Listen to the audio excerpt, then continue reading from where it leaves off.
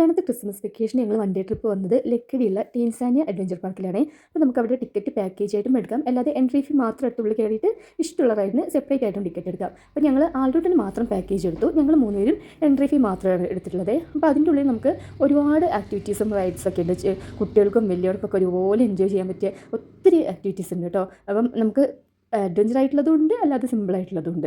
അപ്പം അഡ്വഞ്ചറൊക്കെ ഇഷ്ടപ്പെടുന്നവരാണെങ്കിൽ എന്തായാലും ഇവിടേക്ക് വരണം കേട്ടോ. കാരണം അത്ര നല്ല ഒത്തിരി അഡ്വഞ്ചർ ആക്ടിവിറ്റീസ് ഇവിടെ ഉണ്ട്. റൈഡ്സൊക്കെ സിപ്പ് ലൈനായിട്ടും സൈക്ലിംഗ് ആയിട്ടും ഒക്കെ ഉണ്ട്.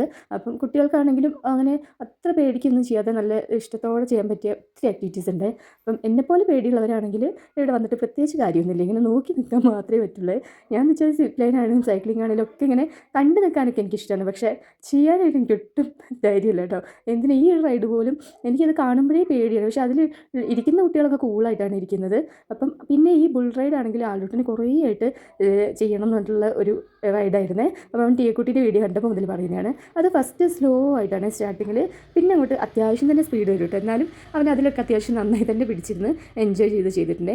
പിന്നെ അഡ്വഞ്ചർ ആയിട്ടുള്ള ആക്ടിവിറ്റീസ് ഇതൊക്കെയാണ്. എന്നാലും ഇത് അവർക്ക് നന്നായി തന്നെ കംപ്ലീറ്റ് ചെയ്യാൻ പറ്റും. കാരണം അവിടുത്തെ സ്റ്റാഫൊക്കെ അത്രയും നല്ല ഹെൽപ്ഫുള്ളാണ്. അപ്പം ഇങ്ങനത്തേലൊക്കെ മക്കളെ കയറ്റി ചെറുപ്പത്തിലേ പേടി മാറ്റണം എന്നാണ് എൻ്റെ ഒരു അഭിപ്രായം.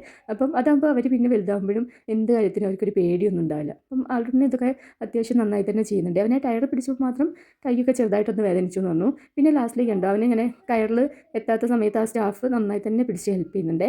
പിന്നെ അവനാകെ കംപ്ലീറ്റ് ആക്കാൻ പറ്റാത്തൊരു ആക്ടിവിറ്റി ഇത് മാത്രമേ ഉണ്ടായിരുന്നുള്ളൂ. അത് പിന്നെ ആ കാല് വയ്ക്കുന്നിടത്തും കൈ പിടിക്കുന്നിടത്തൊക്കെ ഒരു ഗ്രിപ്പ് ഉണ്ടായിരുന്നില്ല, ഭയങ്കര സ്ലിപ്പാവുമായിരുന്നു.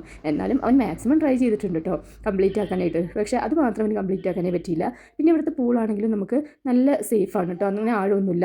പിന്നെ വലിയവർക്ക് സെപ്പറേറ്റ് ആയിട്ട് ആഴമുള്ള ഒരു ഏരിയ ഉണ്ട്. അപ്പോൾ നമുക്ക് പേടിക്കാതെ മക്കളെ പൂളിലൊക്കെ കളിക്കാൻ വിടാനൊക്കെ പറ്റും. അങ്ങനെ എല്ലാവർക്കും ചെറിയവർക്കും വലിയവർക്കും ഒരുപോലെ എൻജോയ് ചെയ്യാൻ പറ്റിയ ഒത്തിരി ആക്ടിവിറ്റീസ് ഉള്ള സ്ഥലമാണ്.